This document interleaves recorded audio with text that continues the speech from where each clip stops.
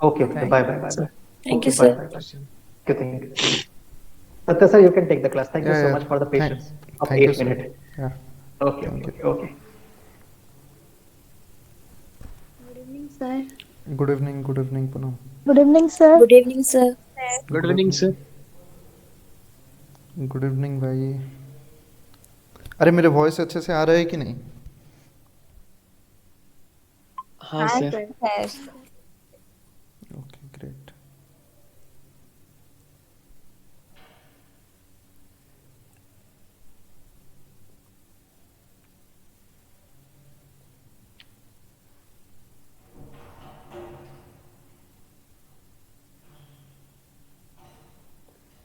एक सेकंड, एक सेकंड, just wait.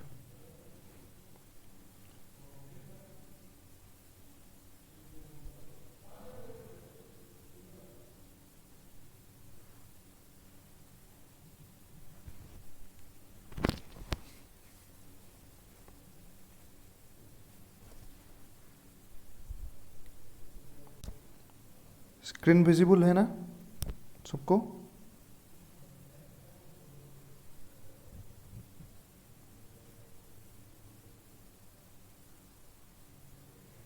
No, sir. Sir. Okay, let me. I think now it is visible, right? Yes sir. Yes, sir. Yes, sir. तो पिछले class तक हम क्या क्या पढ़े थे? Plasma membrane, transport through plasma membrane, उसके बाद एंडोसाइटोसिस, एक्सोसाइटोसिस। एंडोसाइटोसिस का कुछ पोर्शन है, एंडोसाइटोसिस एक्सोसाइटोसिस का, जो हम एंडोप्लाज्मिक रेटिकुलम में जब प्रोटीन ट्रांसपोर्ट है ना वहाँ पे देखेंगे, मतलब वहाँ पे डिटेल में पढ़ेंगे। इसलिए मैंने उसको, मतलब वो क्लास आधा गया था तो मैंने उसको छोड़ दिया। न्यूक्लियस के बाद जो सेल ऑर्गेनेल है इसके बाद राइबोसोम, ठीक है, राइबोसोम के बाद माइटोकॉन्ड्रिया, क्लोरोप्लास्ट, ये सब खत्म करने के बाद फिर एंडोप्लाज्मिक रेटिकुलम, लाइसोसोम, वो वगैरह सब देखेंगे, ठीक है। तो किसी का कुछ डाउट है? कोई पूछेगा?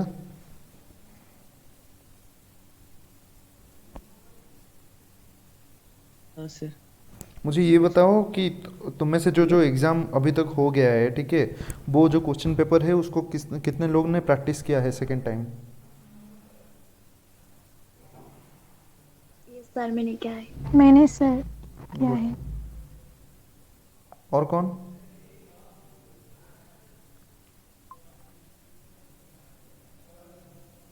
सर।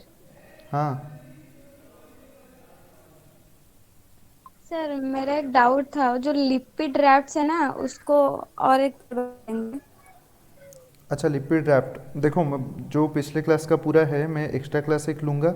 एक्स्ट्रा क्लास में वो जो फ्लूइडिटी है, लिपिड रैप्ट क्या है, लिपिड रैप्ट कैसे काम में आता है, ठीक है, क्योंकि बहुत सारे नए बच्चे ज्वाइन किए हुए हैं तो उनके लिए वो पूरा क्लास ले लेंगे, तभी पूरा डाउट रिगार्डिंग प्लाज्मा मेम्ब्रेन जिसका जो भी डाउट होगा हम उसको पूरा और एक से रिव्यू कर लेंगे, ठीक है। अभी नेक्स्ट वीक के अंदर ही एक स्पेशल क्लास रख लेंगे उसके लिए, ठीक है।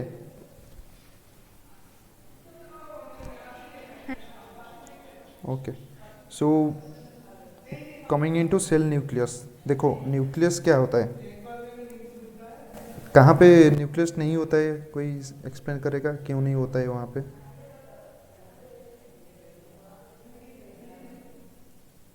समन? सर हेमोग्लोबिन में न्यूक्लियस नहीं होता है। हेमोग्लोबिन पे हाँ। हाँ, नहीं होता है।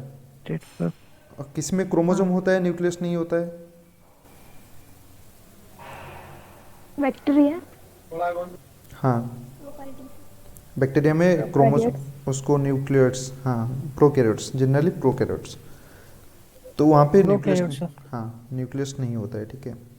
So the cell nucleus is surrounded by the nuclear envelope, also called the nuclear membrane और न्यूक्लियोलेमा और karyotheca. Karyo means nucleus, theca means surrounding, मतलब उसको जो कवर करके रखता है उसको थेका बोलते हैं, ठीक है। ब्रायोफाइटा में भी तुमको तुमको जो थेका है उसका यूज़ देखने को लिए मिलेगा। तो यहाँ पे nucleolemma, lemma means separation and nucleo means nucleus, ठीक है। न्यूक्लियोलेमा मतलब जो सेल न्यूक्लियस है वो न्यूक्लियर एनवलप जो है वो डिफ्रेंशिएट करके रखता है from cytoplasm to nucleus. So the material within the nuclear envelope is called nucleoplasm और कैरियोप्लाज्म, ठीक है। जैसे कि हम साइटोप्लाज्म हमको पता है कि जो साइटोप्लाज्म के अंदर हमारा ऑर्गेनेल्स रहते हैं, न्यूक्लियस भी एक ऑर्गेनेल है, साइटोप्लाज्म में रहता है। ऐसे ही न्यूक्लियस के अंदर जो फ्लूइड होता है उसको, मतलब जो भी मटेरियल होता है उसको न्यूक्लियोप्लाज्म और कैरियोप्लाज्म बोलते हैं। कोई बताएगा difference between the cytoplasm and cytosol?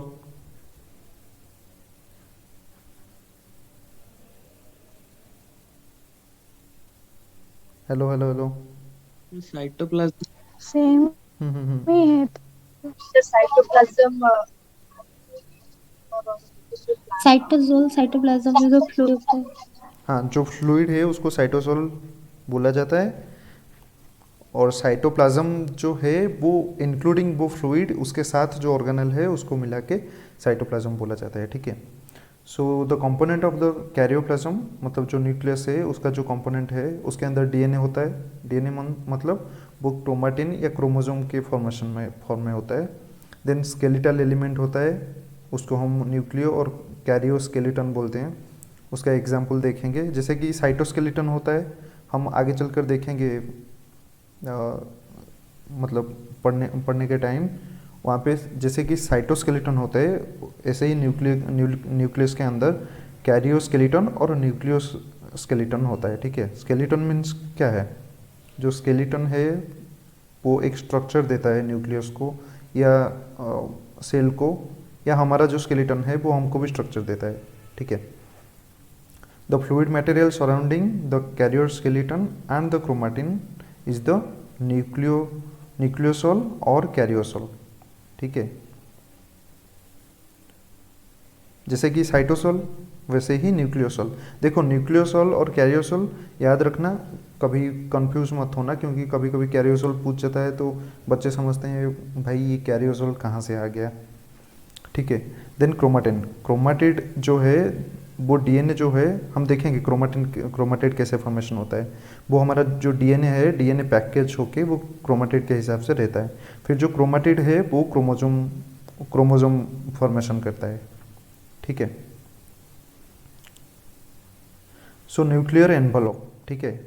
जो न्यूक्लियर एनवलप है ये एक डबल लिपिड बाइलेयर है, ठीक है। आउटर, इसको दो टाइप में डिवाइड किया गया है, एक आउटर मेम्ब्रेन और एक इनर मेम्ब्रेन, ठीक है। यहाँ पे मैं जूम आउट कर रहा हूँ, देखो देखो ये जो पिक्चर है ना, यहाँ पे सबको दिख रहा है?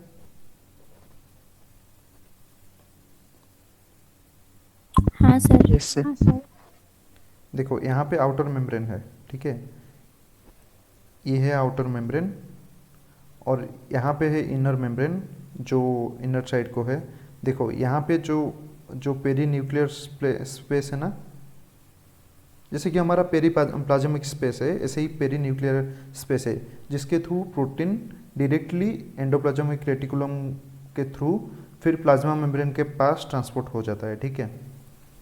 या वेरियस फंक्शन जैसे कि प्रोटीन ट्रांसपोर्ट ये थ्रू द गोल्गी कॉम्प्लेक्स, वो सब ऐसे ही होता है। मतलब जो हमारा न्यूक्लियस रहा, न्यूक्लियस के थ्रू डायरेक्टली यहाँ पे हो जाता है, मतलब एक ही लेयर पार करना पड़ता है ना। बट यहाँ पे जो न्यूक्लियस से जो जाएगा साइटोप्लाज्म में, वहाँ पे पोर होता है जिसको न्यूक्लियर पोर बोला जाता है, वो उसके थ्रू ही पास करता है। फिर वो दो टाइप का है जो पास करता है जो मॉलिक्यूल, उसको एक है सिंपल डिफ्यूजन मतलब डायरेक्टली साइटोप्लाज्म टू न्यूक्लियस और न्यूक्लियस टू साइटोप्लाज्म वो पास कर सकता है, नहीं तो फिर एनर्जी डिपेंडेंट, ठीक है, जो एटीपी है उसके ऊपर डिपेंड करके फिर ट्रांसपोर्ट होता है। याद रखना ये जो न्यूक्लियर पोर कॉम्प्लेक्स है ये 30 टाइम्स बिगर देन राइबोसोम है। मतलब राइबोसोम जो है सेल साइकिल के टाइम वो सेल के अंदर ही, मतलब न्यूक्लियस के अंदर ही फॉर्मेशन होता है। फिर जो राइबोसोम है वो न्यूक्लियर पोर के थ्रू पास करता है, कहाँ पे? बाहर, ठीक है। और यहाँ पे जो ये जो आउटर लेयर है, आउटर लेयर जो न्यूक्लियस का आउटर लेयर है वहाँ पे भी राइबोसोम तुमको मिलेगा, मतलब राइबोसोम वहाँ पे बाइंड करके मतलब एसोसिएट होके रहता है। यहाँ पे कहीं पे इमेज में है, देखो दिख रहा है सबको इमेज? हाँ सर। देखो यहाँ पे ये जो डॉट देख रहे हो ना, ये सब है राइबोसोम, जो न्यूक्लियस के बाहर के मेम्ब्रेन के साथ मिलकर रहता है। और ये जो है इसको न्यूक्लियर पोर बोलते हैं, जो ब्लू कलर का पोर है, ठीक है। और नीचे नीचे देखो एंडोप्लाज्मिक रेटिकुलम डायरेक्टली कनेक्टेड है न्यूक्लियस के थ्रू, ताकि जो प्रोटीन फॉर्मेशन चाहिए वो फिर से साइटोप्लाज्म के थ्रू ना होके वो directly from plasma membrane endoplasmic reticulum through होके यहाँ पे आ जाए, कहाँ पे? न्यूक्लियस में। और ये जो एंडोप्लाज्मिक रेटिकुलम है, एंडोप्लाज्मिक रेटिकुलम के ऊपर भी राइबोसोम पाया जाता है। जहाँ पे ज़्यादा राइबोसोम पाया जाता है उसको रॉफ एंडोप्लाज्मिक रेटिकुलम बोलते हैं, या RER, ठीक है।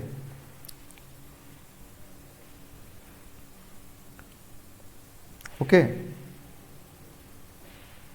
क्या किसी को कुछ डाउट है इसमें? हाँ सर।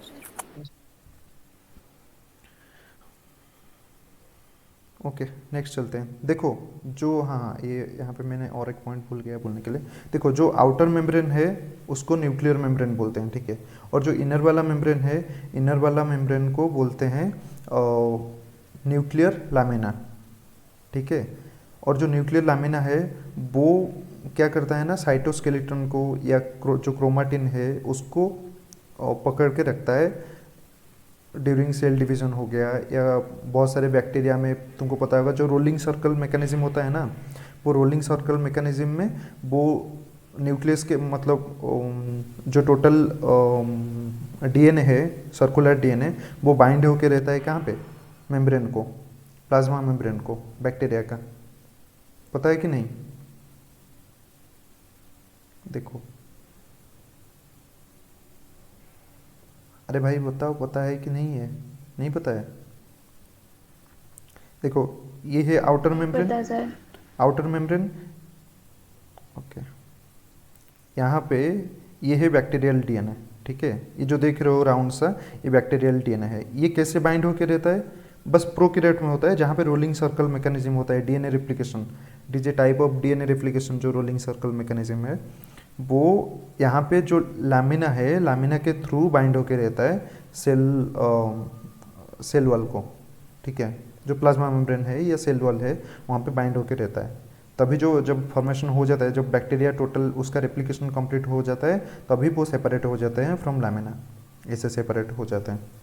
समझ में आया या फिर से एक्सप्लेन करूँ ये बात को? अच्छा सुनो, और एक बार बता। सुनो, मान लो, रुको मैं और एक स्लाइड बना देता हूँ, तुमको आसान हो जाएगा।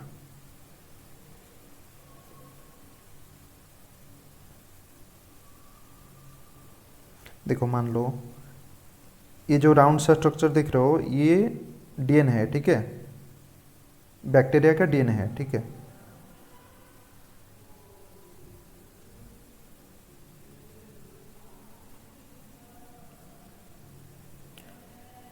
और ये लाइन सबको दिख रहा है, छोटा सा लाइन एक, ठीक है। ये लाइन के जब रोलिंग सर्कल मैकेनिज्म में क्या होता है, जो बैक्टीरियल DNA है वो आके ये जो लाइन है, ये लाइन को हम बोलते हैं मतलब प्लाज्मा मेम्ब्रेन है, मान लो ये प्लाज्मा मेम्ब्रेन है, ठीक है। ये जो बैक्टीरियल DNA है, जो सर्कुलर DNA है, वो आके यहाँ पे बाइंड हो जाता है, ऐसे ही बाइंड होके रहता है रेप्लिकेशन कंप्लीट होने तक। अभी तक ये डिस्कवर नहीं हुआ है कि ये क्यों होता है, बट रेप्लिकेशन तक वो जो सर्कुलर DNA है वो बाइंड होके रहता है प्लाज्मा मेम्ब्रेन को, ठीक है। ये जो बाइंड होके रहता है किसके थ्रू बाइंड होके रहता है? यहाँ पे जो हम डिस्कस किए, ठीक है। जो न्यूक्लियर लामिना है, ये लामिना, न्यूक्लियर लामिना जो यहाँ पे देख रहे हो, देखो कर्सर फॉलो करो, देख रहे हो ना साइटोस्केलेटन टाइप का हुआ है रॉड सा, वो न्यूक्लियर लामिना है, उसी के थ्रू ही बाइंड होके रहता है। और यूकैरियोट में भी वही सीन होता है, मतलब जो लामिना है वो लामिना इसको बाइंड करके रखता है। तभी जो इनर लेयर है न्यूक्लियस का, जो इनर लेयर है उसको हम न्यूक्लियर लामिना बोलते हैं, ठीक है। It is a type of nucleoskeleton, ठीक है। और ये LPR फिर जो, मतलब वो शेप देता है क्या? हाँ देखो उसका काम शेप देना भी है। देता है। हाँ, न्यूक्लियोस्केलेटन का काम, मतलब जो न्यूक्लियर लामिना है उसका काम शेप देना भी होता है। और वो जो क्रोमाटिन है, हमारा DNA है या सर्कुलर DNA है जो प्रोकैरियोट में, उसको भी बाइंड करके वहाँ पे रखता है। Clear? Okay sir, yes sir. और किसी का डाउट है इसमें? हाँ सर। किसका डाउट है? Sir bacteria, Poonam. सर वो बैक्टीरिया सिर्फ न्यूक्लियर क्या? लैमिना सिर्फ प्रोकैरियोट्स में सर्कुलर डीएनए को ही बाइंड करते हैं, मतलब एरियर्स में जो डबल हेलिकल डीएनए है वो कुछ नहीं। देखो डबल हेलिकल DNA कैसे रहता है? वो क्रोमाटिन फॉर्मेशन होके रहता है ना, क्रोमाटिन सा, मतलब क्रोमाटिन फिर जब हमारा सेल साइकिल होने लगता है वो फिर क्रोमाटिन से कंडेंस होकर क्रोमोजोम बन जाता है। आगे चलकर हम स्लाइड में देखेंगे, ठीक है, कैसे बनता है वो। तो ये जो क्रोमाटिन है वो क्रोमाटिन ही बाइंड होकर रहता है लामिना के थ्रू न्यूक्लियस के साइटोस्केलेटन को। तभी न्यूक्लियस का कुछ शेप होता है, राउंड से कुछ शेप होता है, ठीक है। विदाउट साइटोस्केलेटन और क्रोमाटिन के वो शेप नहीं होगा। बट बैक्टीरिया में हमारा तो न्यूक्लियर एनवलप नहीं होता है ना, होता है क्या बैक्टीरिया में? नहीं होता है, ठीक है। यहाँ पे देखो ये बैक्टीरिया हो गया, बैक्टीरिया का तो डायरेक्टली मेम्ब्रेन है, सेल मेम्ब्रेन। जो सेल मेम्ब्रेन है उसका जो DNA होता है क्या होता है? वो सर्कुलर DNA होता है, ठीक है। वो सर्कुलर DNA जो होता है वो ही आके यहाँ पे बाइंड कर जाता है प्लाज्मा, मतलब जो सेल मेम्ब्रेन है बैक्टीरिया के उसके पास। किसके थ्रू? वही लामिना जो साइटोस्केलेटन, जो स्केलेटल फॉर्मेशन, मतलब स्केलेटन देता है सेल को, उसी के थ्रू बाइंड होके रहता है टिल मतलब साइकिल कंप्लीट, रेप्लिकेशन कंप्लीट होने तक, ठीक है। पूनम समझ में आया ये बात? सुश्री? सर ओके हाँ सर। ओके, तो नेक्स्ट चलते हैं। The function of the nuclear lamina, ठीक है। न्यूक्लियर लामिना जो है उसका काम क्या है? देखो, to stabilize the nuclear envelope and to bind to the chromatin. जो न्यूक्लियर एनवलप है विदाउट, मतलब जो स्टेबलाइजेशन उसको है, विदाउट स्केलेटन हमारा बॉडी रह पाएगा क्या? नहीं रह पाएगा ना। तो ऐसे ही जो न्यूक्लियर लामिना है वो न्यूक्लियर एनवलप को एक शेप देता है कि भाई तुम ऐसे ही रहो जैसे हो। जैसे हमारे घर को शेप देते हैं ब्रिक्स, मतलब जो ईटा है वो हमारा घर को शेप देता है, ऐसे ही वो साइटोस्केलेटन न्यूक्लियर लामिना स्टेबलाइज करता है न्यूक्लियस को, ठीक है। उसके बाद हाँ, यहाँ पे इम्पोर्टेंट पॉइंट ये है कि ये जो लामिन प्रोटीन है जो हम तब से बोल रहे हैं कि न्यूक्लियर लामिना है, न्यूक्लियर लामिना है, उसमें वो nuclear lamina actually lamin protein से बना हुआ है। ये पॉइंट सब याद रखना इम्पोर्टेंट है, मैं उसको रेड कर दे रहा हूँ, ठीक है। 3 टाइप ऑफ लामिन प्रोटीन। ये लामिन प्रोटीन ही न्यूक्लियर लामिना में पाया जाता है, जो जनरली मामल में, मतलब मामल्स में वो 3 टाइप का है। 1 is A, B and C, ठीक है। Lamin A and C binds to the chromatin, whereas lamin B bind to the nuclear membrane, ठीक है। देखो यहाँ पे देखो, ये यहाँ पे देख रहे हो ना लामिना, ठीक है। ये जो लामिना है, हाँ सर। ये लामिना में क्रोमाटिन यहाँ पे बाइंड हुआ है, राइट? हुआ है कि नहीं? हाँ सर। हाँ सर। जो लामिन बी प्रोटीन है, lamin B type of protein, वो यहाँ पे बाइंड होके रहता है न्यूक्लियर मेम्ब्रेन के साथ। और जो ए एंड सी होता है वो यहाँ पे क्रोमाटिन के साथ बाइंड होके रहता है, ठीक है। क्लियर? हाँ सर। ओके। Yes sir. तो उसके बाद फिर जो phosphorylation of lamin leads to the disassembly of structure of during cell division, ये जो हचिंगसन गिलफ्रोड प्रोगेरिया है वो म्यूटेशन जो लामिन ए है प्रोटीन, वो भी किसी जीन, कोई एक जीन उसको प्रोड्यूस कर रहा है ना, वो जीन में जब म्यूटेशन हो जाता है तभी ये डिजीज़ हमको होता है। ठीक है, कभी कभी पूछ लेते हैं और एक टाइप का डिजीज़ है। ठीक है, उसका नाम है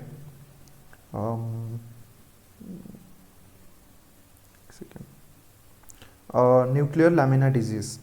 ठीक है, उसका नाम है न्यूक्लियर लैमिना डिजीज़। वो जो लैमिन प्रोटीन है उसमें जब म्यूटेशन हो जाता है उसके जीन में, तभी लैमिन प्रोटीन फॉर्मेशन नहीं हो पाता है। ठीक है, और देखो समझो ये बात को, मतलब उसके अंदर देखो लैमिन प्रोटीन वहाँ पे नहीं होगा तो हमारा जो क्रोमोसोम है वो कैसे रहेगा, बाइंड होके नहीं रह पाएगा न्यूक्लियर एनवलप को, राइट। हमारा न्यूक्लियस जो है वो हमको सब कुछ देता है, मतलब कोई भी प्रोटीन हो, कुछ भी हो, मतलब कोई भी फंक्शन हो, वो कहाँ से रेगुलेट होता है, न्यूक्लियस से रेगुलेट होता है। जब न्यूक्लियस में ही कोई दिक्कत होगा, ठीक है, वहाँ पे साइटोस्केलेटन फॉर्मेशन नहीं होगा अच्छे से, वहाँ पे जो क्रोमोसोम है वो खुद बाइंड होके नहीं रहेंगे, तभी क्या होगा, फिर दिक्कत होगा, हमारा बॉडी में दिक्कत होना शुरू हो जाएगा, क्योंकि हमारा न्यूक्लियस जो है वो ही गलत है। ठीक है, मोबाइल का मदरबोर्ड जैसे होता है, मदरबोर्ड में दिक्कत होता है तो वो मोबाइल का काम खत्म तमाम। ठीक है, हमारा सेल में भी वही होता है, न्यूक्लियस में कुछ दिक्कत होगा या न्यूक्लियस के जो साइटोस्केलेटन है, साइटोस्केलेटन बोल रहा हूँ, न्यूक्लियोस्केलेटन जो है, ठीक है, लामिन ए, लामिन बी, लामिन सी, इसमें भी कोई दिक्कत होगा तब भी हमको डिजीज़ होता है। ठीक है, सब लोग सर्च करके देखना कि जो न्यूक्लियर प्रोटीन है वो क्या होता है, जो डिजीज़ है न्यूक्लियर लैमिना के वजह से वो क्या है। ठीक है, तो नेक्स्ट चलते हैं the structure of the nucleoplasm. ठीक है, यहाँ पे देखो सबको दिख रहा है ना स्लाइड अच्छे से? हाँ सर। हाँ सर। ये है न्यूक्लियस का पूरा स्ट्रक्चर। ठीक है, कौन बताएगा यूक्रोमाटिन और हेटेरोक्रोमाटिन का डिफरेंसेस? कोई? सर यूक्रोमाटिन डार्कली स्टेन्ड होते हैं और हेटेरोक्रोमाटिन हाँ, गुड। और लाइटली स्टेन्ड। क्यों वो डार्क और लाइट क्यों होता है? सोचो एक बार, दिमाग लगाओ वहाँ पे। देखो ये जो यूक्रोमाटिन होता है वो लाइटली स्टेन्ड होता है। क्यों लाइटली होता है?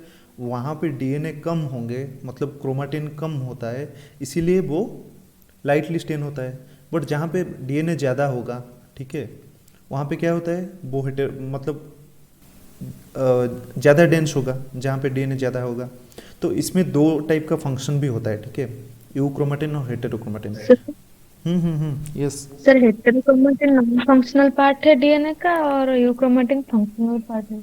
देखो एक तरफ से ये सही है और एक तरफ से, मतलब और एक तरफ से देखा जाए तो ये गलत है। ठीक है, हेटेरोक्रोमाटिन नॉन फंक्शनल पार्ट नहीं है, बट एक नॉर्मल टाइम में, नॉर्मल टेम्परेचर में, एक नॉर्मल ह्यूमन बीइंग या नॉर्मल ऑर्गेनिज्म जिसका बॉडी में कुछ भी दिक्कत नहीं है, वहाँ पे क्या होता है, मोस्टली यूक्रोमाटिन फंक्शनल होता है, हेटेरोक्रोमाटिन नॉन फंक्शनल होता है। ठीक है, हेटेरोक्रोमाटिन में क्या होता है ना, हमारा जो हम आगे चलकर देखेंगे कि जो हिस्टोन पैकिंग होता है वो हेटेरोक्रोमाटिन में बहुत ज़्यादा टाइटली पैक होता है कंपैरेटिवली टू यूक्रोमाटिन, और यूक्रोमाटिन में वो लूजली पैक होता है। जब हिस्टोन पैकिंग ही यूक्रोमाटिन में लूजली होगा तभी जो हमारा रेप्लिकेशन के लिए जो मशीनरी है, जो एंजाइम है, वही एक्सेस कर पाएंगे ना डीएनए को। समझ रहे हो ये बात को?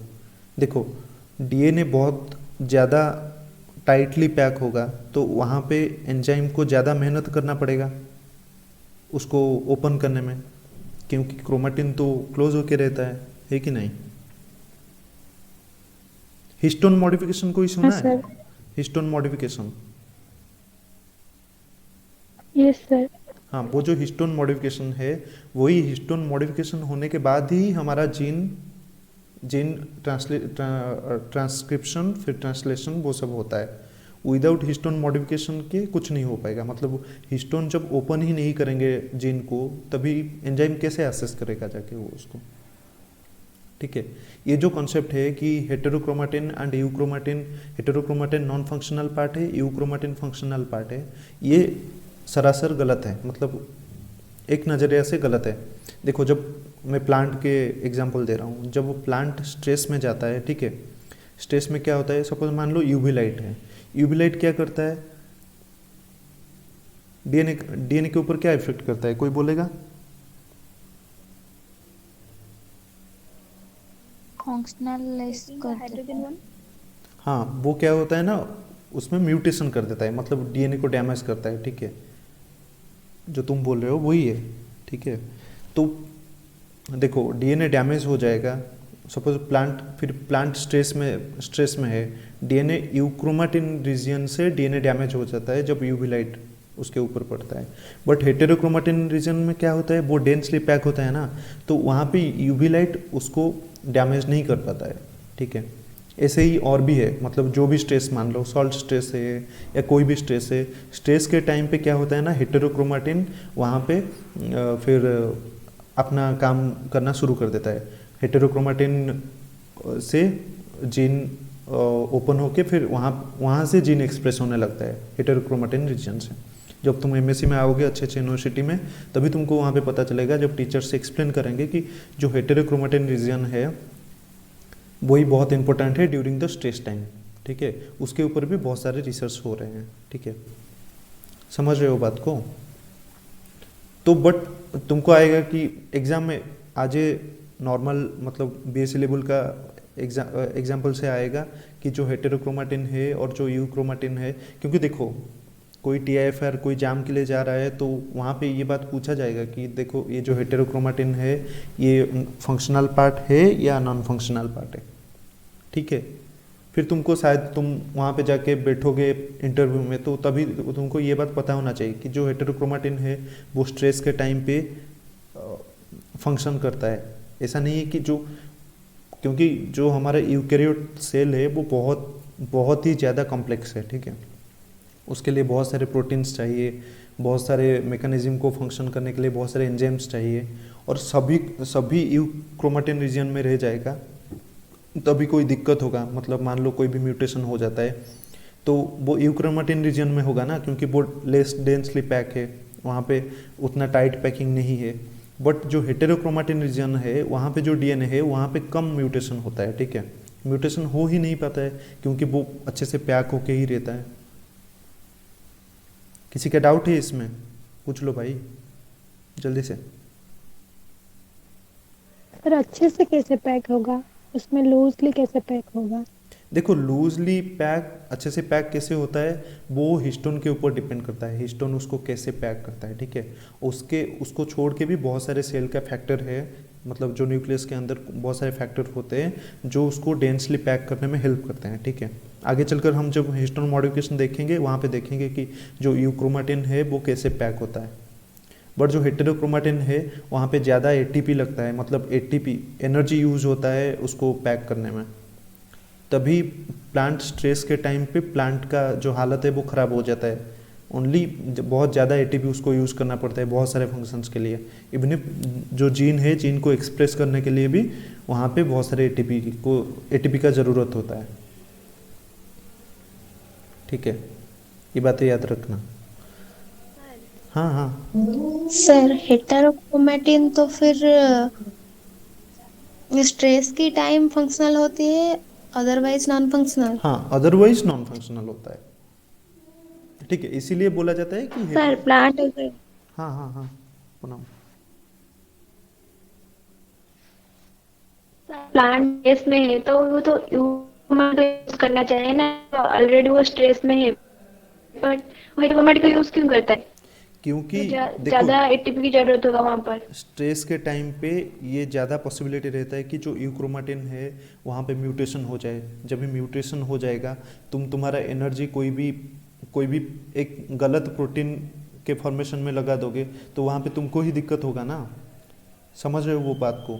म्यूटेशन हो जाएगा तो दिक्कत हो जाएगा फिर। तभी हेटेरोक्रोमेटिन को वो असेस करते हैं। और बहुत सारे जीन होते हैं, जैसे कि मान लो सॉल्ट स्ट्रेस। सॉल्ट स्ट्रेस में क्या होता है, हमारा जो एक्वापोरिन होते हैं वो फंक्शन करना थोड़ा कम कर देते हैं, मतलब वो फिर मतलब सिलेक्टिवली वो आयन ट्रांसपोर्ट करते हैं सॉइल से, ठीक है, समझ रहे हो ये बात को। तो एक्वापोरिन जो है वो जो फंक्शन करते हैं वो कहाँ से, वो जीन फॉर्मेशन, जो जीन है वो जीन रेगुलेट करता है हेटेरोक्रोमेटिन से। हेटेरोक्रोमेटिन को पता चलता है कि प्लांट के मतलब मेरे रूट में बहुत ज़्यादा सॉल्ट का कंसंट्रेशन आ गया है, तभी हेटेरोक्रोमेटिन एक्टिव हो जाता है कि भाई वहाँ पे सॉल्ट आ गया, अभी हमको हमारा जीन एक्टिव करना है जो जाके वहाँ पे एक्वापोरिन को कंट्रोल करेंगे, ठीक है। तभी एक्वापोरिन क्या करता है, तभी वो सिलेक्टिवली आयन को एंटर करने देता है to the cell through the root. समझ में आया ये बात?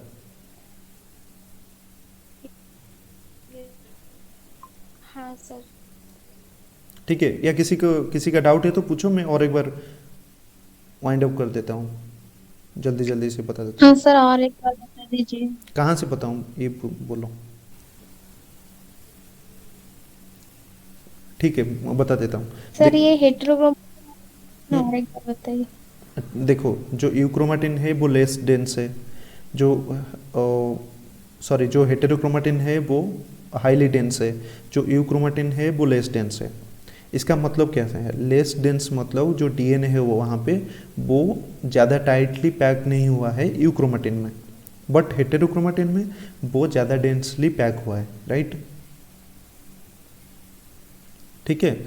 और वो जो यूक्रोमेटिन है वो नॉर्मल फंक्शन करता है सेल का, ठीक है। जो हेटेरोक्रोमेटिन है वो कोई भी एनवायरमेंटल स्ट्रेस हो गया या कैंसर सेल फॉर्मेशन हो गया, कैंसर सेल रेगुलेशन, क्योंकि हमारा बॉडी का ये भी मतलब वो पावर है कि जब भी कोई कैंसर का सेल फॉर्मेशन हो जाए या वो सेल बहुत ज़्यादा डिवीज़न करने लग जाए, वहाँ पे कुछ इनिबिटर होते हैं जो इनिबिट करते हैं, ठीक है, तभी तो हम अब तक जिंदा है, ठीक है।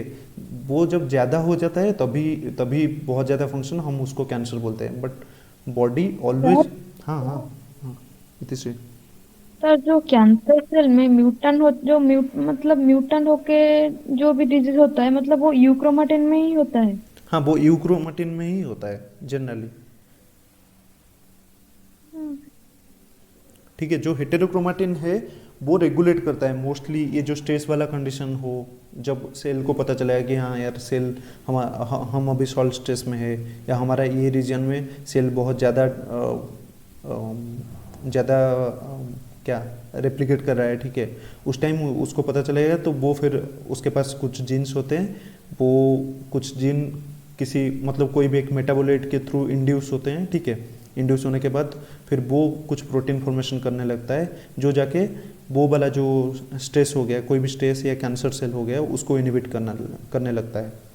जब वो हेटेरोक्रोमेटिन इनिबिट बहुत ज़्यादा नहीं कर पाता है तभी हमारा कैंसर बहुत ज़्यादा होता है, हमारा डेथ होता है या प्लांट का डेथ होता है, जब हेटेरोक्रोमेटिन के हाथ से वो बहुत आगे निकल जाता है, ठीक है, वो कंट्रोल नहीं कर पाता है, वो इसी में।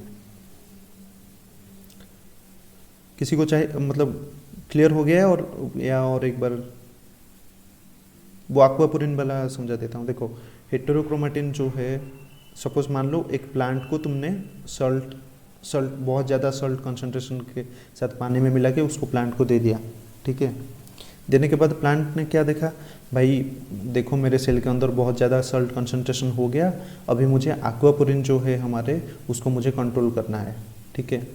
कैसे कंट्रोल करना है, वो तभी आ जाएगा हेटेरोक्रोमेटिन के पास कि भाई देखो वहाँ पे ऐसे दिक्कत हो गया है, अभी तुम फ्री हो, तुम्हारे पास जो जीन है अवेलेबल उसको एक्सप्रेस करना शुरू करो ताकि वो एक्वापोरिन को कंट्रोल करे, ठीक है। जैसे कि मान लो ये है हाई कोर्ट, ठीक है, हेटेरोक्रोमेटिन है हाई कोर्ट, जो एक्वापोरिन्स है वो कुछ लोग हैं, मतलब कुछ लॉयर है, एक्वापोरिन्स लॉयर है, और जो मतलब जो आयन है वो सब लोग हैं, ठीक है। बहुत ज़्यादा लोग कोरोना के टाइम पे भी मतलब एक ही जगह पे इकट्ठा हो रहे हैं, तभी लॉयर क्या करेगा, एक्वापोरिन क्या करेगा, एक्वापोरिन तो कुछ नहीं कर पाएगा ना, वो तभी किसके पास जाएगा, हाई कोर्ट के पास जाएगा, मतलब हेटेरोक्रोमेटिन के पास। हाई कोर्ट में जाने के बाद फिर हाई कोर्ट को बोलेगा देखिए जज साहब, ये हमारा जो लोग है वहाँ पे बहुत ज़्यादा इकट्ठा हो रहे हैं, अभी कोरोना बहुत ज़्यादा स्प्रेड होगा तो बहुत लोग मर जाएंगे, ठीक है। मतलब फिर हाई कोर्ट क्या करेगा ना, वो पुलिस को ऑर्डर देगा, पुलिस, ठीक है, पुलिस मतलब प्रोटीन को ऑर्डर देगा, भाई ये प्रोटीन तुम फॉर्मेशन हो जाओ और वहाँ पे जाके उन सबको प्रोटेक्ट करो। कहाँ को, किसको, एक्वापोरिन्स को, ठीक है, एक्वापोरिन्स को प्रोटेक्ट करो। मतलब एक्वापोरिन्स लॉयर नहीं है, तुम बोल सकते हो कि गेट है, वो गेट को प्रोटेक्ट करो। फिर पुलिस जाएंगे, मतलब प्रोटीन जाएंगे वो एक्वापोरिन वाला गेट को वहाँ पे जाके प्रोटेक्ट करेंगे कि देखो यहाँ पे तुम देख के लोग समझ के फिर उनको अंदर आने दो, नहीं तो हम सब मर जाएंगे। मतलब जो नेगेटिव रिपोर्ट लेके आएगा उसको ही अंदर आने दो। किसको बोलेगा, एक्वापोरिन्स को। ओके, समझ में आया हेटेरोक्रोमेटिन वाला चीज़।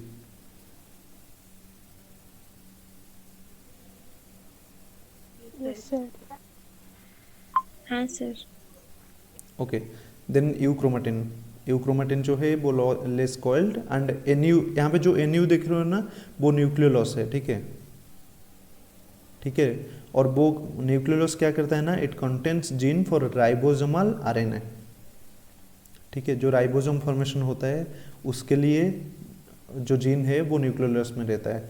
फिर यहाँ पे वो राइबोसोम फॉर्मेशन होके वो न्यूक्लियोपोर के थ्रू, यहाँ पे जो देख रहे हो थोड़ा, मतलब थोड़ा सा खाली स्पेस है ना, वो न्यूक्लियोपोर है, न्यूक्लियोपोर के थ्रू बाहर जाता है।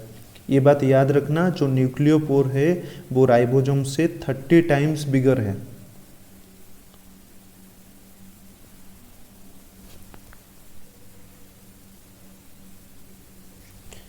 Okay, so coming into next, the chromosome have territorial arrangement with in the nucleus. देखो जब तुम बहुत मतलब आगे चलोगे, बस मैंने तुम्हारे रेफरेंस के लिए ये स्लाइड डाला हुआ है, दिख रहा है कि नहीं सबको? नेट स्लो है भाई। इस स्लाइड दिख रहा है कि नहीं? हाँ सर। कौन सा वाला? हाँ sir. The structure of nucleoplasm या द क्रोमोसोम वहाँ पे territorial arrangement with in the nucleus? Structure of nucleoplasm. Structure of nucleoplasm. पता नहीं, मेरा नेट स्लो है शायद। नेक्स्ट स्लाइड नहीं हो रहा है। हाँ, आ गया शायद। ओके, दिख रहा है ना सबको? ये जो क्रोमोसोम है, यहाँ पे देखो क्रोमोसोम 9 बोला गया है। ये कॉलर को, डिफरेंट कॉलर डिफरेंट क्रोमोसोम को यहाँ पे रिप्रेजेंट करते हैं, ठीक है। और ये सेल में मतलब न्यूक्लियस में पूरा डिवाइड होके रहता है, ऐसे ही रहता है। फिर जब हमारा सेल डिवीजन के टाइम आता है, सेल डिवीजन के टाइम ये सब कंडेंस होके हमारा क्रोमोसोम फॉर्मेशन करते हैं, ठीक है। स्ट्रक्चर ऑफ न्यूक्लियस, फिर 23 ह्यूमन क्रोमोसोम,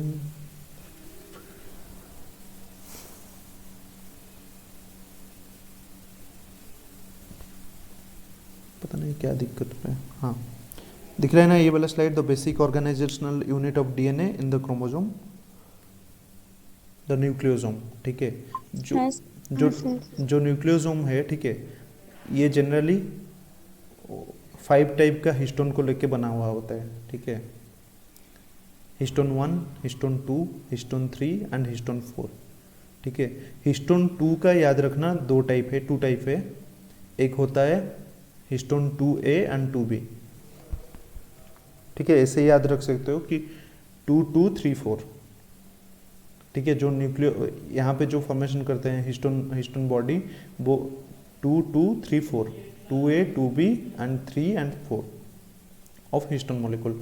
वो भी कैसे होता है? यहाँ पे देखो, ये जो कोर मॉलिक्यूल टोटल होता है, वो कोर मॉलिक्यूल टोटल 8 मॉलिक्यूल का बना हुआ होता है। ऊपर वाला ये जो 4 मॉलिक्यूल है, ये है histone 2A, 2B, histone 3 and 4, और नीचे वाला भी वही होता है, histone 2A, 2B, H3 and 4। और हिस्टोन 1 क्या करता है? यहाँ पे वो उसको मतलब जो डीएनए आ गया, ठीक है, यहाँ पे देख रहे हो ये जो डीएनए उसको बाइंड किया हुआ है चारों तरफ से, उसको डीएनए को लिंक करके रखता है हिस्टोन के साथ, टाइटली पैक करके रखता है, तुम बोल सकते हो। ठीक है, और ये जो कोर मॉलिक्यूल है उसका टोटल डायमीटर है 10 नैनोमीटर, और जो टोटल विड्थ है वो है 6 नैनोमीटर, याद रखना। और इसको बोला जाता है सेंट्रल डीएनए जो ब्लू कलर का है, और जो पिंक कलर का है उसको बोला जाता है लिंकर डीएनए। लिंकर डीएनए क्यों बोला जाता है? क्योंकि वो हिस्टोन कोर मॉलिक्यूल और हिस्टोन 1 पार्टिकल को बाइंड करके रखता है वहाँ पे, इसीलिए उसको बोला जाता है लिंकर डीएनए। ओके, सर हाँ सर यस। सर वो जो डीएनए जो है वो H1 जो हिस्टोन है उसके भीतर से जाती है या फिर उसको मतलब ऐसे लटक के रहती है वो हिस्टोन 1 वाला? एक्सॉन के बारे में पूछ रहे हो? नो सर, वो H1 हिस्टोन के बारे में पूछ रही थी। अच्छा, क्या? हाँ, H1 हिस्टोन के बारे में सर क्या? वो स्लाइड वो सर हम्म। सर वो जो H1 हिस्टोन है वो सिर्फ ऐसे लटक के रहती है या फिर जो डीएनए जो है उसके मतलब अंदर से जाती है वो? अरे देखो, वो अंदर से नहीं जाता है, बस ये एक तुमको ग्राफिकल मतलब एक कार्टून टाइप का बना के दिखाओ, मतलब समझने के लिए दिखाया गया है। वो प्रोटीन कैसे रहता है देखा है तुमने? प्रोटीन का बीटा स्ट्रक्चर, अल्फा स्ट्रक्चर जो रहता है, तुम एक काम करो कृष्णा, तुम्हारा डाउट वो क्लियर हो जाएगा। तुम हिस्टोन का प्रोटीन स्ट्रक्चर देख लो, जब प्रोटीन स्ट्रक्चर देख लोगे ना वहाँ पे डाउट क्लियर हो जाएगा। यहाँ पे बस तुमको समझने के लिए बताया गया है, बट देखो हिस्टोन जो कोर 8 हिस्टोन मॉलिक्यूल है जैसे कि H2A, H2B, H3 and H4, इसका स्ट्रक्चर ऐसे गोल नहीं होता है, ठीक है? उसका प्रोटीन का स्ट्रक्चर कुछ अलग होता है, बस यहाँ पे मतलब कार्टून के हिसाब से समझाने के लिए ऐसे दिया गया है। कोई किसी के अंदर से पास नहीं करता है, वो सब अपने आप को बाइंड करके रहते हैं, मतलब जो हिस्टोन है वो बाइंड करके रहता है इसके मतलब हिस्टोन कोर मॉलिक्यूल के साथ H1, और जो लिंकर डीएनए है वो भी बाइंड करके रहता है हिस्टोन के साथ और कोर मॉलिक्यूल के साथ। समझ रहे हो? तो फिर जो बीच वाले पार्ट में तो लिंकर डीएनए नहीं है ना? नहीं, बीच वाले में नहीं है, वो ऊपर वाले में और नीचे वाले में दिया हुआ है, ठीक है? इसको मैं एक बार तुमको देख के कंफर्म होके बताऊंगा कि बीच वाले में है कि नहीं, ठीक है? मैं ये इमेज किसी एक स्लाइड से लिया हुआ हूँ, तो इसलिए देख के उसको तुमको एक्सप्लेन कर दूंगा उसके बारे में, ठीक है? एक बार मुझे याद दिला देना, मैं तुमको स्ट्रक्चर वाला भेज दूंगा, नहीं तो नेक्स्ट क्लास में हम डिस्कस कर लेंगे। कल ही क्लास है ना, कल ही डिस्कस कर लेंगे उसके बारे में, ओके?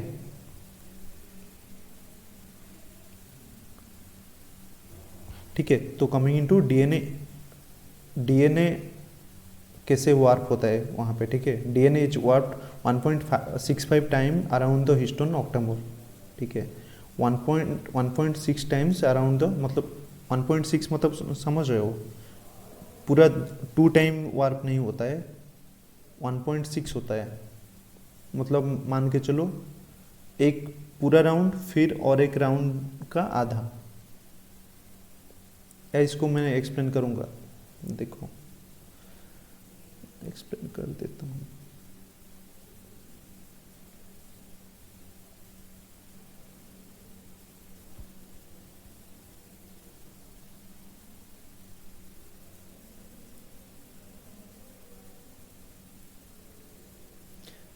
सबको स्क्रीन दिख रहा है ना, राइट? यहाँ पे मान के चलो ये है ऑक्टामोर, ठीक है? ये जो चीज़ है ये ऑक्टामोर, ओके? जो डीएनए है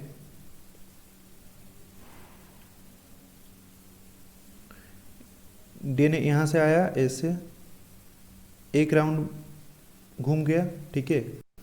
और एक राउंड पूरा घूमा नहीं, यहाँ पे ऐसे रह के फिर यहाँ पे ऐसे चला जाएगा सेकेंड वाले के पास। समझ में आया? इसीलिए हम उसको बोलते हैं 1.6 टाइम्स।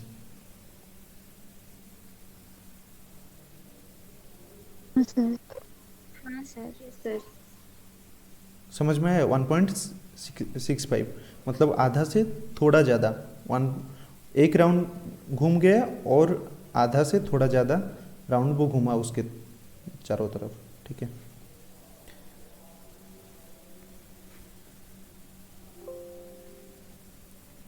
ठीक है, H1 a linker histone is bound to the DNA around the histone octamer. जो यहाँ पे है यही H1 है, वो बाइंड करके रखता है जो हिस्टोन के साथ, वो मतलब जो कोर है कोर के साथ उसको बाइंड करके रखता है।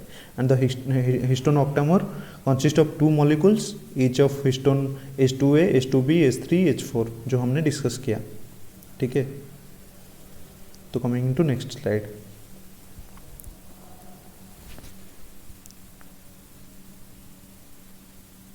आपका वॉइस नहीं आ रहा है।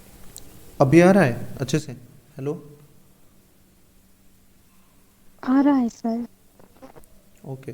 देखो different level of DNA packing, ठीक है। Different level of DNA packing कैसे है?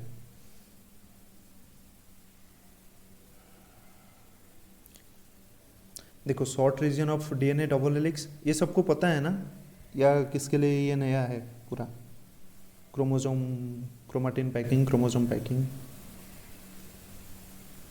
सर पता है। ठीक है। ये देखो डीएनए जो है वो 2 नैनोमीटर का है, राइट। डीएनए का जो विड्थ है वो 2 नैनोमीटर है।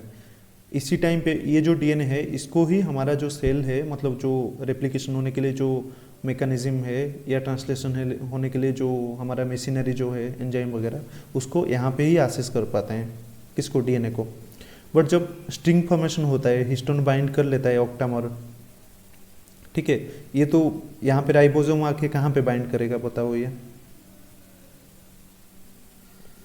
वो फॉर्क भी फॉर्मेशन नहीं हो पाएगा, कुछ भी नहीं हो पाएगा ना। तो यहाँ पे देखो, तो ये वाला जब से हमारा हिस्टोन पैकिंग शुरू हो जाता है तब से जो जीन है वो एक्सेसिबल नहीं होता है, ठीक है। किसके लिए? रेप्लिकेशन या ट्रांसक्रिप्शन के मशीनरी के लिए, ठीक है। और ये जो 2 नैनोमीटर था, जब हिस्टोन पैकिंग हो गया उसके बाद ये 11 नैनोमीटर का हो गया विड्थ, ठीक है। समझ में आया सबको?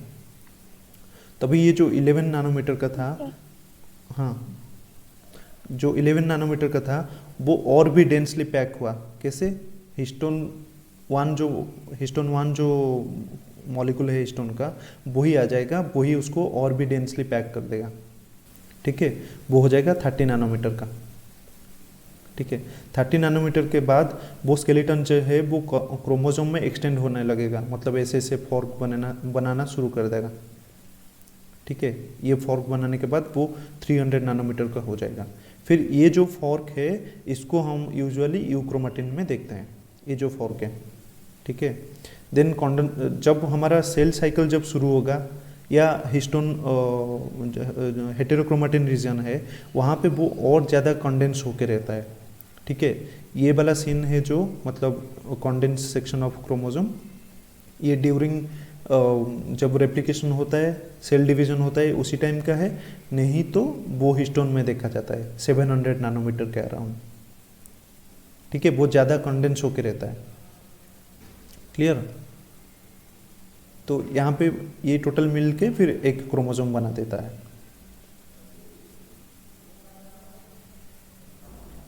ओके। तो ये याद रखना कि net result, each DNA molecule has been packed into a mitotic chromosome that is 10,000 fold shorter than its extended length, ठीक है। इसमें ज़्यादा जानने का कुछ नहीं है, फिर शुभम सर ने तुमको मॉलिकुलर बायोलॉजी में इसको थोड़ा ज़्यादा अच्छे से डिस्क्राइब करके पढ़ाने वाले हैं, ठीक है। तो क्रोमाटिन रीमॉडलिंग, देखो क्रोमाटिन रीमॉडलिंग का बहुत ही ज़्यादा हमारे बॉडी में फंक्शन होता है। जो हम सोचते हैं कि लैक्टोज वाला फॉर्मेशन, मतलब जब मॉलिक्यूल हमारे बॉडी में होता है तभी हमारा जीन एक्टिव होता है, भाई वो भी सही है, बट उसके ऊपर भी और एक चीज़ है जिसको हम बोलते हैं क्या बोलते हैं? एपिजेनेटिक्स। किसी को पता है एपिजेनेटिक्स टर्म? कोई फ्रॉम जूलॉजी? जूलॉजी बच्चों को बहुत ज़्यादा पता होना चाहिए क्योंकि एपिजेनेटिक्स उनका बहुत ज़्यादा इम्पोर्टेंट है। ठीक है। Epigenetics is related to the cancer biology, और हमारा जो अभी मतलब बहुत नया एरिया है एपिजेनेटिक्स, जो जिसके ऊपर रिसर्च चल रहा है, ठीक है।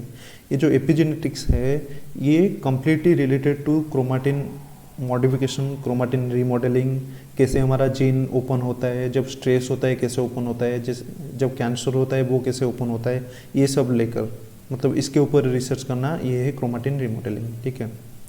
देखो हमारे पास क्रोमाटिन रीमॉडलिंग का कुछ कॉम्प्लेक्सेस है जो क्या करते हैं ना, जो कॉन्डेंस क्रोमाटिन होता है उसको डीकॉन्डेंस करते हैं in the presence of ATP.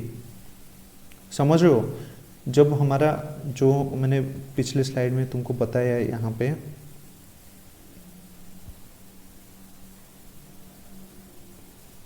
देखो यहाँ पे जो section of chromosome extend in the extended form, देखो ये एक्सटेंडेड फॉर्म जब वो ज़्यादा कंडेंस होगा फिर सेल को क्या करना पड़ेगा स्ट्रेस टाइम में, मतलब जो हेटेरोक्रोमाटिन है वहाँ से आने के टाइम पे यहाँ पे उसको एटीपी लगाना पड़ेगा उसको थोड़ा लेस कंडेंस करने के लिए, फिर यहाँ पे भी उसको एटीपी लगाना पड़ेगा, जो 300 नैनोमीटर वाला सेक्शन है वहाँ पे भी एटीपी लगाना पड़ेगा उसको डीकंडेंस करने के लिए, फिर 30 नैनोमीटर में भी उसको एटीपी लगाना पड़ेगा डीकंडेंस करने के लिए, तब भी वो एक्सेस कर पाएगा किसको, डीएनए को। समझ रहे हो? और सर हाँ यस कृष्णा। सर यहाँ पे जो एक बार बोले थे जो राइबोसोम जो आपके लगेगी वो कहाँ पे लगेगी? अरे सॉरी, वो राइबोसोम कैसे लगेगा, वो तो ट्रांसक्रिप्शन होगा ना पहले, उसके बाद तो ट्रांसलेशन होगा ना, मतलब मैं बोलते बोलते ऐसे बोल दिया, ठीक है। राइबोसोम मतलब मेरा वो मतलब था कि ये जो जीन है यहाँ पे जो डीएनए है बस 2 नैनोमीटर का, वो क्या होगा, वो ही ट्रांसक्रिप्शन या रेप्लिकेशन के लिए एक्सेसिबल होगा एंजाइम्स के लिए। बट यहाँ पे जो क्रोमाटिन जो हिस्टोन कोर है, ठीक है, जो मतलब क्रोमाटिन फॉर्मेशन हो गया है, यहाँ पे तो एंजाइम्स जाके एक्सेस नहीं कर पाएंगे ना, यहाँ से बीच से एक्सेस करेंगे, जब तक ये क्रोमाटिन वाला सेक्शन नहीं ओपन होगा वो वाला जीन को तो एक्सेस नहीं कर पाएंगे, तभी प्रोटीन फॉर्मेशन हो पाएगा क्या?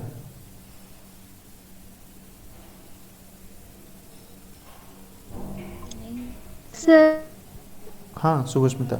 जब ट्रांसलेशन या ट्रांसक्रिप्शन होता है तो वो क्रोमेटिन खुल जाता है क्या, ना ऐसे ही कंडेंस होके रहता है? देखो वो तो खुलता है, नहीं खुलेगा, क्रोमाटिन नहीं खुलेगा तो जीन फंक्शन नहीं कर पाएगा, ठीक है। याद रखना ये बात, जो डीएनए है मतलब जो क्रोमाटिन, जब तक क्रोमाटिन डीकॉन्डेंस नहीं होता है, ठीक है, डीकॉन्डेंस मतलब क्रोमाटिन ओपन नहीं होता है, पूरा डीएनए इस फॉर्मेट को नहीं आता है, तब तक सेल उसको मतलब उससे कोई भी प्रोटीन फॉर्मेशन रेप्लिकेशन कुछ नहीं हो पाएगा, ना रेप्लिकेशन हो पाएगा ना ही ट्रांसक्रिप्शन हो पाएगा, ठीक है। और ट्रांसलेशन तो हमारा सेल मतलब साइटोप्लाज्म में होता है ना, होता है कि नहीं ट्रांसलेशन, पता है कि नहीं ये सबको? हाँ सर, हाँ सर। ठीक है, ये बात अच्छे से समझो कि ये जो क्रोमाटिन है, जब तक क्रोमाटिन डीकॉन्डेंस नहीं होता है, क्रोमाटिन जब तक ओपन नहीं होता है, उसको डीएनए फॉर्म में जब तक नहीं आता है क्रोमाटिन फॉर्म से, तब तक सेल उससे कुछ भी नहीं कर पाएगा, वो डीएनए को एक्सेस ही नहीं कर पाएगा। समझ रहे हो? इसीलिए जो हेटेरोक्रोमाटिन रीजन है उसको बोला जाता है कि भाई ये नॉन फंक्शनल पार्ट है, बट जब स्ट्रेस टाइम आता है वो हेटेरोक्रोमाटिन फंक्शनल हो जाता है, ठीक है। बट एग्जाम में पूछेगा, एग्जाम में तुम ऑप्शन देख के आंसर करना, वहाँ पे पूछा गया कैसे क्वेश्चन पूछा जाता है उसके ऊपर डिपेंड करता है कि हेटेरोक्रोमाटिन यूक्रोमाटिन कैसे आंसर होगा। मतलब ऐसे जनरली पूछा जाएगा कि which part of the chromatin is known as the non functional part, then वहाँ पे तुमको यही करना पड़ेगा हेटेरोक्रोमाटिन, ठीक है। Sir yes Krishna. Sir heterochromatin and euchromatin के कुछ इंटरमीडिएट होंगे, मतलब थोड़ा सा डेंस और थोड़ा सा लाइट, इससे कुछ नहीं, वो मुझे उतना ज़्यादा पता नहीं है, बट अब तक मैंने जितने भी रिसर्च पेपर देखा हुआ है वहाँ पे कहीं पे मेंशन ऐसा नहीं है, मतलब हेटेरोक्रोमाटिन यूक्रोमाटिन का कुछ इंटरमीडिएट है। बट यूक्रोमाटिन जो है उसको इस बेसिस पे किया जाता है कि वो ज़्यादा फ्रिक्वेंटली एक्सेस हो जाता है एंजाइम वगैरह से, क्रोमेटिन रीमॉडलिंग वहाँ पे अच्छे से हो जाता है, बट जो हेटेरोक्रोमेटिन है वहाँ पे उतना ज़्यादा मतलब क्रोमेटिन मतलब एंजाइम उसको ज़्यादा एक्सेस नहीं कर पाते हैं, इसी हिसाब से उसको डिवाइड किया गया है हेटेरोक्रोमेटिन एंड यूक्रोमेटिन। तो फिर जो मतलब हेटेरोक्रोमेटिन तो बहुत ज्यादा कंडेंस्ड था और जो यूक्रोमेटिन जो है वो तो सिर्फ लेस कंडेंस्ड है। मतलब जो हेटेरोक्रोमेटिन जो था कंडेंस्ड जैसे मतलब यहाँ पर जो स्टेप्स है अगर हम मतलब नीचे से दिखेंगे तो मतलब ज्यादा कंडेंस्ड है, फिर धीरे धीरे कम होके फिर लेस कंडेंस्ड में आ रही है। अच्छा, तुम ऐसा सोच रहे हो ये लेस कंडेंस है, मतलब ये जो 300 नैनोमीटर है ये लेस कंडेंस है? सर मतलब ऐसे कुछ नहीं, देखो ये गलत फहमी में मत रखो। यहाँ पे देखो पिक्चर से ये जो इतना सा जो पोर्शन है, ठीक है, ये जो इतना सा छोटा पोर्शन है ना, ये इसमें इतना सारा डीएनए रह रहा है, पैकिंग है होके, ठीक है। फिर ये जो पोर्शन है ये फिर ज़्यादा कंडेंस होके नीचे फिर यहाँ पे उसको और भी कंडेंस कर रहा है, फिर जो क्रोमोसोम है वहाँ पे वो और भी ज़्यादा कंडेंस होके रह रहा है। समझ रहे हो ये बात को? मतलब ये थोड़ा सा पोर्शन से इतना ज़्यादा वहाँ पे हिस्टोन कोर तुमको देखने के लिए मिलेगा, उतना ज़्यादा डीएनए देखने के लिए मिलेगा। बट देखो तुम डीएनए के हिसाब से देखोगे, सपोज मान लो ये जो डीएनए है यहाँ पे, ये जो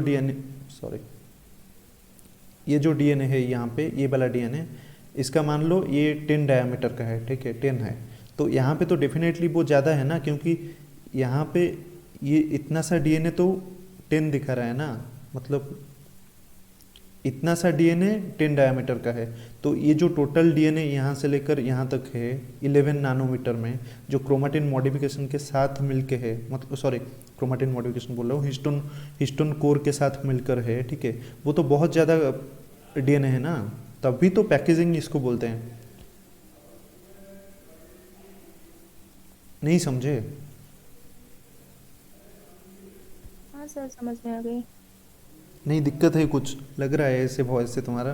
देखो ये जो डीएनए है, ये डीएनए पूरा एक ही डीएनए है, मतलब मान लो एक थ्रेड है, ठीक है, जब तुम थ्रेड को राउंड करोगे वो बहुत ही कम जगह लेगा कि नहीं लेगा। एक थ्रेड को तुम पूरा हाथ में पकड़ोगे इस हाथ से उस हाथ तक, मतलब मेरे पास रोप होता तो मैं तुमको दिखा लेता, कैसे बताऊं। अच्छा ये बस ये सोचो कि ये एक ही रोप है, ठीक है, और यहाँ से जो ये जो ब्लैक कलर का पोर्शन दिखा हुआ है ना, देखो दिखा रहा है कि इतना सा क्रोमोसोम जो है, इतना सा डीएनए, टोटल इतना बड़ा डीएनए है, ठीक है, यहाँ पे,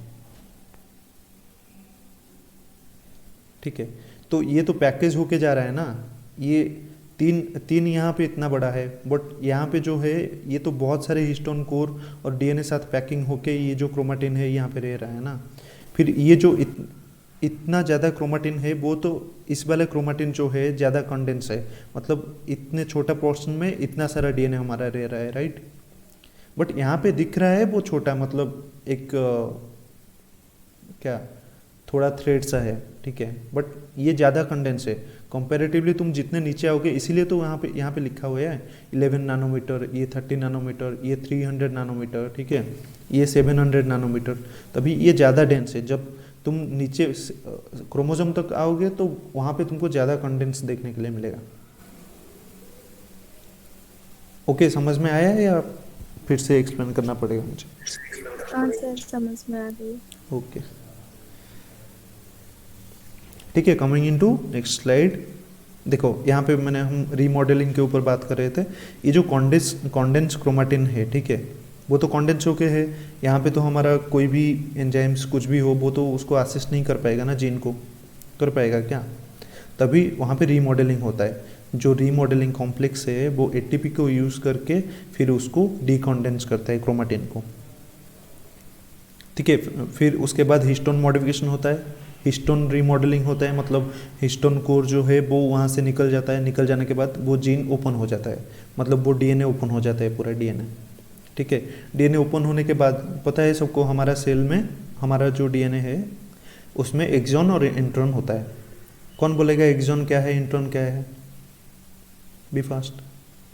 सर एक्सॉन जो नॉन कोडिंग पार्ट है उसको एक्सॉन बोलते हैं, तो और इंट्रॉन क्या इंट्रॉन है? जो कोडिंग और फंक्शनल पार्ट। कौन बोलेगा? सुभाष्मिता सही बोली या गलत? सर एक्सॉन जो कोडिंग पार्ट है और इंट्रॉन जो नॉन कोडिंग पार्ट है। जो एक्सॉन लास्ट में इंट्रॉन जो मिट जाते हैं और फिर एक्सॉन मिलके mRNA क्रिएट होती है। Exactly point. सुभाष्मिता ये बात अच्छे से याद रखना, मैंने भी मेरे बीएससी के टाइम पे मैंने भी कंफ्यूज हुआ था, ठीक है, कि भाई ये जो इंट्रॉन है यही सर पता है सर, मैं कंफ्यूज होते उल्टा हैं, बोल दी। इसीलिए मैं भी कंफ्यूज हुआ था तुम्हारे टाइम पे, मतलब जब बीएससी में था मैंने भी कंफ्यूज हुआ था, तभी मैंने याद रखा कि इंट्रॉन ए स्प्लाइसिंग एक होता है मैकेनिज्म, इंट्रॉन ए, ठीक है, जहाँ पे ए रिच रीजन होता है वहाँ पे स्प्लाइसिंग होता है, तो उसको बोला जाता है इंट्रॉन ए स्प्लाइसिंग, ठीक है। तो फिर यहाँ पे जो डिकंडेंस होने के बाद फिर वो स्प्लाइसिंग होता है इंट्रॉन का, फिर एक्सॉन मिलके जैसे कि कृष्णा बताई mRNA फॉर्मेशन करता है, mRNA फिर प्रोटीन फॉर्मेशन करते हैं, ठीक है।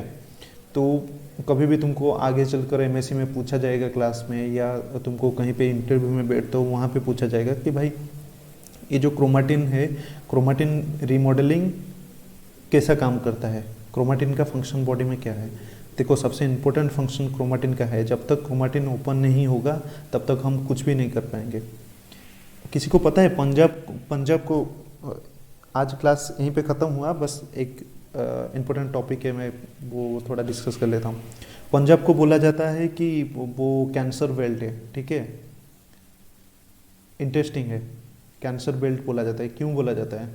कोई बता पाएगा सोच के कि क्यों बोला जाता है पंजाब को कैंसर बेल्ट? कि वहाँ पर बहुत लोगों को कैंसर होता है। वहाँ पर जो क्रॉप्स होते हैं ना, वहाँ उसमें जो केमिकल्स डालते हैं जिसकी वजह से पेस्टिसाइड्स। हाँ, गुड, वही बात है। वो जो पेस्टिसाइड्स होते हैं ना, वो क्या करते हैं पता है तुमको? वो आते हैं हमारे पास, मतलब हमारे बॉडी में आते हैं, क्योंकि उसको बोला जाता है बायो भूल गया मैंने, वो प्लांट में डिपॉजिट हो जाते हैं, ठीक है, बायो अक्यूमुलेशन बोलते हैं, ठीक है। बायो अक्यूमुलेशन जो होता है वो प्लांट के ग्रेन में होता है, लीफ में होता है। जब हम उसको खाते हैं वो प्लांट को, वो जो पेस्टिसाइड्स हो गया या इंसेक्टिसाइड हो गया या फर्टिलाइजर्स हो गया, ठीक है, वो हमारे बॉडी में आते हैं। बॉडी में आने के बाद क्या करते हैं, हमारा यही क्रोमाटिन मॉडिफिकेशन करते हैं, ठीक है। जब वो क्रोमाटिन मॉडिफिकेशन करते हैं तभी हमारा जो जीन है वो जीन अननेसेसरीली एक्टिव हो जाता है, तभी सेल डिवीजन बहुत ज़्यादा होता है, ठीक है। इसीलिए वहाँ पे सभी लोगों का कैंसर देखने के लिए मिल रहा है ड्यू टू ये जो फर्टिलाइजर वगैरह है। तो वो क्रोमाटिन को आके मॉडिफाई कर रहे हैं, वो हमारे जीन में कुछ नहीं कर रहे हैं। समझ रहे हो ये बात को, कितना इम्पोर्टेंट है क्रोमाटिन हमारे लिए? यहीं से पता चल रहा है कि जो क्रोमाटिन मॉडिफिकेशन कर दिया, तुम क्रोमाटिन को ओपन कर लिए तो तुम्हारा जीन भी ओपन हो गया, वहाँ पे एंजाइम्स आ जाएंगे, फिर से वो उसको एक्सप्रेस कर लेंगे। वो प्रोटीन तुम्हारा बॉडी को चाहिए या ना चाहिए वो तुमको कौन पूछेगा? और उसको रेगुलेट करना भी उतना डिफिकल्ट है, इसीलिए बोला जाता है कि जो फूड तुम खा रहे हो वो हेल्दी फूड होना चाहिए। सर हाँ, यस, वहाँ पे जो मतलब, हाँ कृष्णा, सर वहाँ पे जो बायो मैग्निफिकेशन होती है, हाँ, बायो मैग्निफिकेशन बायो एक्यूमुलेशन एक ही चीज़ है। उसको बायो मैग्निफिकेशन बोलते हैं जब टॉक्सिक, जैसे कि मान लो डीडीटी, ठीक है, डीडीटी बहुत ज़्यादा यूज किया जाता है इंसेक्टिसाइड के हिसाब से, और तो वो डिपॉजिट होता है, वो आके डायरेक्टली हमारा क्रोमाटिन को मॉडिफाइड करता है।